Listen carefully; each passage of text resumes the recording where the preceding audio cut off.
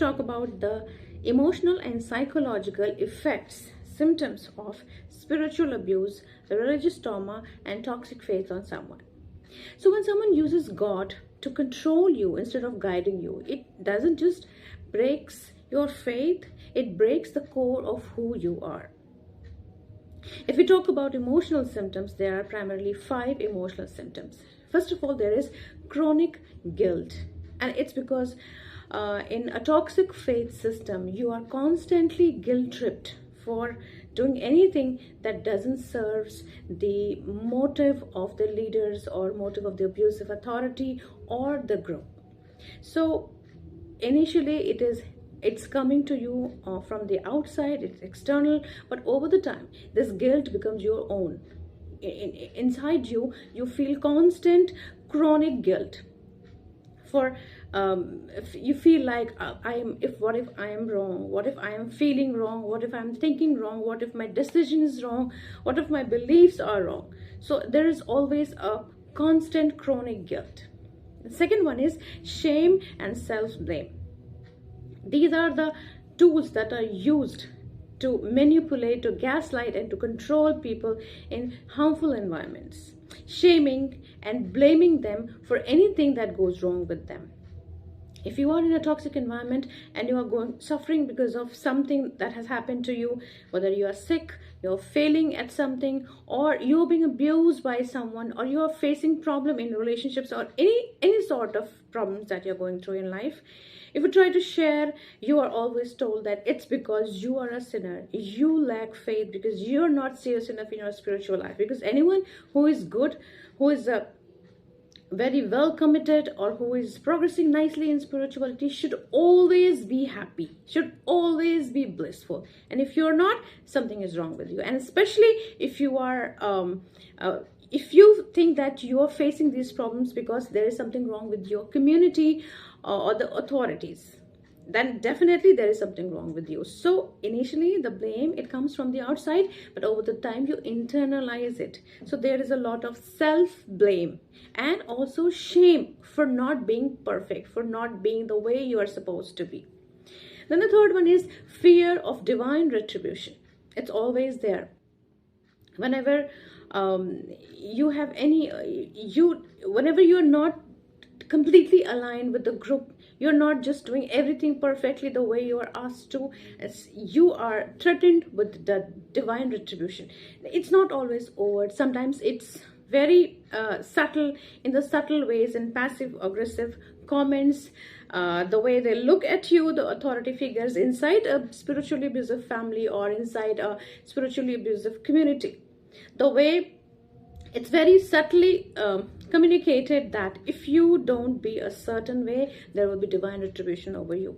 And all the sufferings that you have, all the pains that you're going through, and especially if it's coming from the community or the abusive authority, it's because you have done something that has made God mad at you, and now God is punishing you. So there is always a fear of punishment.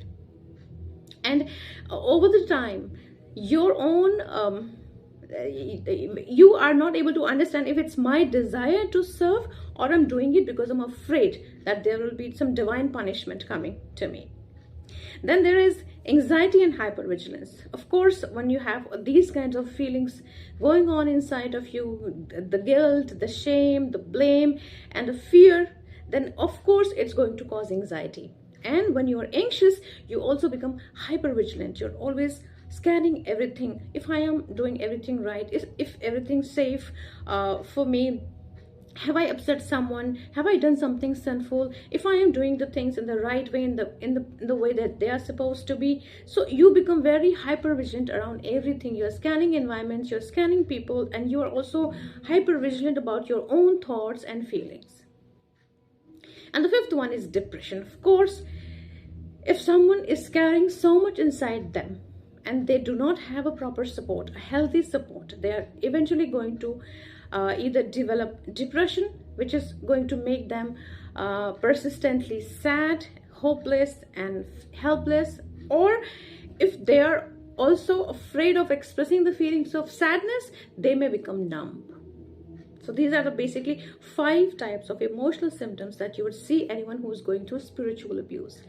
Chronic guilt, shame and self-blame, fear of divine retribution, anxiety and hypervigilance, and depression or emotional numbness. Now we will talk about the psychological effects, the symptoms that that someone experiences on the cognitive level. The first one is cognitive dissonance. Presence of two different values on a given about a given issue or given topic, given person.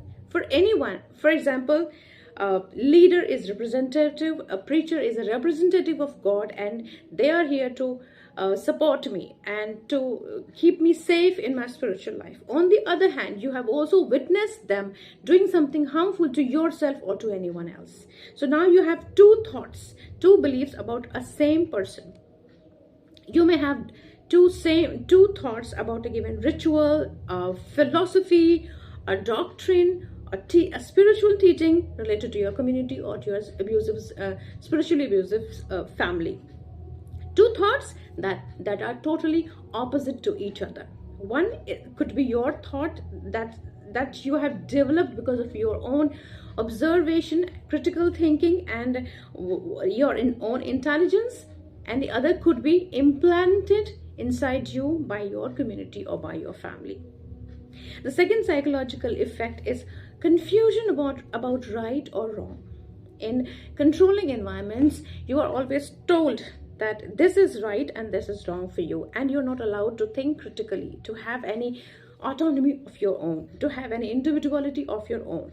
There is no individuality. You become, for you, the group identity, the identity of the family or the community is more important than your own individuality. And you are supposed and you are expected to think, feel, and act in a way that supports the identity of the group and not your own identity. And critical thinking is always criticized. You're not supposed to think critically. You're not supposed to analyze things in a controlling environment. You're supposed to do as they say.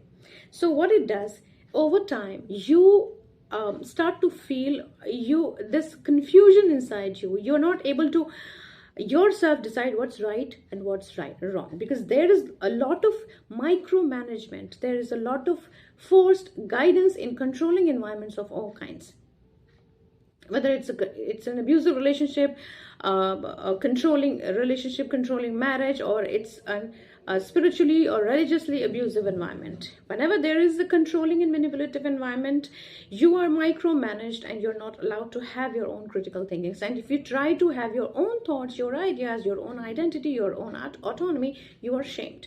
And to avoid the feelings of being shamed or ostracized, you choose to just go with everyone else. So over the time, you lose your ability to understand what is actually right and what is wrong. Then third one is learned helplessness. When someone spends a lot of time in a harmful environment and they are not able to break free, now after spending that time, even if they get an opportunity to break free, they won't break free. It comes from an experiment that was done on some animals that they were tortured inside a cage for some time and they were not allowed to leave. But after some time, there was no torture and the gates were open, but still the animals would not leave. They would not go because they learn inside that environment that I cannot, they develop the belief that I cannot break free. Similarly, in controlling environments, domestic abuse cases is an excellent example. I came through so many women who are in abusive situations, but they won't break free because they're so afraid of what happens next, the unknown, the fear of the unknown. Same goes with the survivors of spiritual abuse. They were constantly told that everyone outside is impure, they are on the wrong path, and there is only one path that goes to God, and it goes through our community. And if you leave this, your spiritual life will be in danger. Now, even if you have clarity on the abusive dynamics, you also have the belief that this is the only way that goes to God, and if I leave this way, my spiritual life will be destroyed, my relationship with God will be destroyed. So you have learned over the years that there is no way out. I have to stay here, I have to endure all of this, and this is called as learned helplessness. The fourth one is loss of autonomy. As I said, when you are always micromanaged, when you are always taking guidance from your seniors, leaders, authority figures inside your community, your family, or your congregation, you lose the ability to make your own choices. You don't know which value is mine, which has been implanted. What are my personal preferences, my choices, what I actually want to do, what is it that actually I find comforting or beneficial for my spiritual life or for my material life. Because the moment you try to think for yourself, there is a wave of deep shame that stops you from doing that. And so to feel safe, you go with everyone else, or you seek guidance from someone so that you don't feel ashamed of yourself. Because thinking for yourself, having critical thinking, having autonomy means something is wrong with you, because you're not loyal to your community. And the fourth one is internalized spiritual narratives, like I am sinful, I am unworthy. I come across so many survivors of spiritual abuse who clearly tell me the stories of the abuse that they went through, but they keep on saying these things parallelly. I know that I have my bad karma. I know that I am sinful. Of course, we all know that there is law of karma and how it works. But if we keep on quoting that over and over, it's not going to help us break free from anything that is harming us in this moment. And whatever karma we had and whatever we are going through right now in this present life, we all have a free will. We all have a choice to make our life better. And only when you have a better life, only when you are at peace, when you are not depressed, not anxious, not confused, then only you can understand scriptures, have a loving relationship with God and other followers, and have actual peace and happiness that you're supposed, the blissful life that they say. You can have blissful life only if you are not depressed, not anxious, not afraid, you don't have guilty, and you're not feeling guilty for no reason, and shame and blame and all kind of these negative feelings. If you can be free from them, then you can be actually blissful. So these are the emotional and psychological symptoms of spiritual abuse, religious trauma. And while carrying these symptoms, it becomes very difficult to actually stay connected to God. And one needs to get some help from a psychologist, psychiatrist, or a counselor to deal with these symptoms, so that they can actually be blissful in their lives and can actually connect with God.